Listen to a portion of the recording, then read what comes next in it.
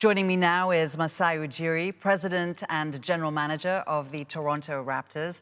Masai, it's lovely to see you. The last time we met, we were in Africa. I believe we were in Addis Ababa, and you were talking so passionately about the giants of Africa and the work that you're doing on the continent. I want to ask you, how is it going? How has it been impacted by the pandemic? Hi, Zain. Thanks for having me. This is fun seeing you so far away. We were so close in Addis. This is it's been a challenge. It's been a challenge for I think every one of us. And same goes for the work we do. Same goes for our foundation. But we found a way, to just like everybody else, to communicate with the youth of Africa and our followers with Giants of Africa. I wasn't able, and we were not able to go and do our camps physically this year, but I thought a good way to impact was one, almost do what everybody is doing, which is virtual contact with everybody and make sure we stay communicated. But also, Zain, I haven't said this everywhere, but we're taking this time to really build infrastructure. So some of the resources we had that we put into camps and basketball skills with these kids, we wanted to build during COVID. So hopefully we're unveiling something good when this is done. And you were so happy at the number of girls in the basketball camp as well on the continent. And because women and girls have been so badly impacted, especially on our continent during this pandemic, how do you kind of see that gender recovery? It's something that I know you've prioritized. I know you care about it very much. And from your perspective, we'd love to know how you see the recovery when it comes to sport and young women on the continent. I think we'll get back, Zain, and for young girls, I know it's always been a challenge with them. That's why we have brought them into our sport and paid particular attention and being intentional in doing the same thing we do with boys. We want to do with girls, and it's impacted so much because this brings camaraderie, this brings confidence, this brings I think them being even more vocal on what their ambitions are, their passions are, and what they want to do. So the programs we've really aligned with not only the Giants of Africa girls, but even hitting places like the Samburu Girls Foundation is such a joy for us to go fight their fight of mutilation, early marriages, all the things that young women are fighting on the continent. One of the things that you pushed really hard for on the continent is to bring the NBA to Africa. And we're so excited and applaud you and thank you for all of your efforts. Why was it so important for you to bring the NBA to Africa? You know, Zain, we see sports in the Western world in an incredible entrepreneurial way. You know, it's so much bigger, and there's so much to it.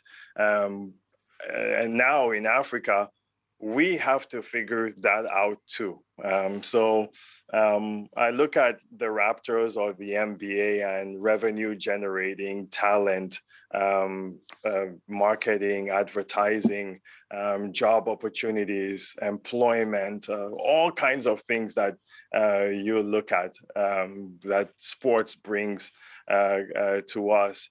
We haven't tapped on that on the continent, and the NBA, through Adam Silver, through Amadou Gallo-Fall, through Mark Tatum, through all the people that have worked so hard, through even President Kagame in building an arena. Infrastructure is so big for us on the continent.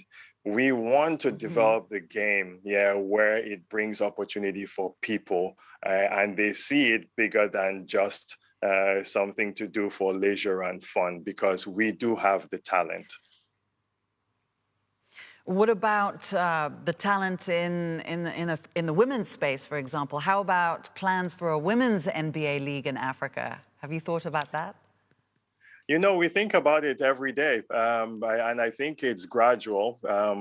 This is a great start for us with the men's league, and I know it's in all our minds that there is an opportunity with the talent on the continent, with all the tall ladies, athletic, speed, fast, smart. We think about it too, Zain, honestly, as not only the opportunity for people that play sports, but the opportunity that for people that are going to work in sports. We take that for granted. There's sports educationists, sports journalists, sports right. There's everything, you know, sports psychologists, sports doctors, everything that you can think of. So we can find a niche and a way in what we want to do. And I think there's a huge opportunity for women here. But the league is on our mind. We start gradually. I think we'll get there. Well, let's talk about sports and politics then. Okay, Masai, I mean, you know, these last few years, the sports arena has become really a field to take some kind of a political stand, a stand on social issues of our day, or to take a knee and address racism and political issues that are at stake. What is your view on athletes advocating for social issues like that? Your view on what the NBA is doing?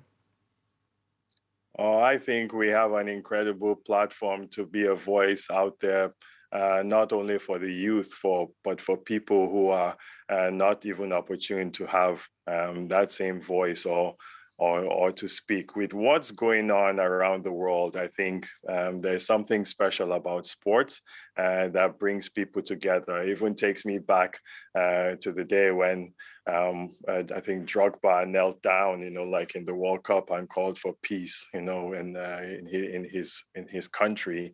It's gone back to days from athletes have really spoken. We see Kaepernick, we see LeBron James, all these guys, you know, talking their minds and truth. And it comes down to humanity and who we are as people. I think sport has a way of bringing us closer. It makes us happy. And I think it's a way to interact. And I think these athletes are powerful because they mean well, you know, and they can represent a good number of people in the world. It is important that we speak from our hearts and are good people.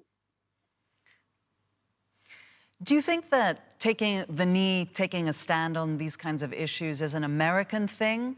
Do you think that athletes in Africa, for example, would do more of that kind of stuff and take a political stand on the local relevant social issues of our day on the continent? As we continue to advance in that space, Zain, it will get even more for the African athletes. We see, as I said, guys like Drogba. We see what Dikembe Mutombo is doing. There's so many I know that want to have this voice, Lual Deng, that speak, Jakim Noah, that they really, I think, talk on issues that are important, because we do have a platform there to really perform. And what about Nairobi? When are you going to visit Nairobi, my hometown? You know, that's my hometown too, with my mom. You know, like it's so special to me. So I can't wait. September. I can't wait to get back and to get back on the continent, doing quite a few countries in September. It's going to be fun to get back to normal. Wonderful. Thank you so much. We'll see you in Nairobi then. Asante sana, Masai Ujiri. We really appreciate your time. So good to see you. Thanks, Zain. Thanks. This was great. And I'll see you soon. I'll see you in Nairobi.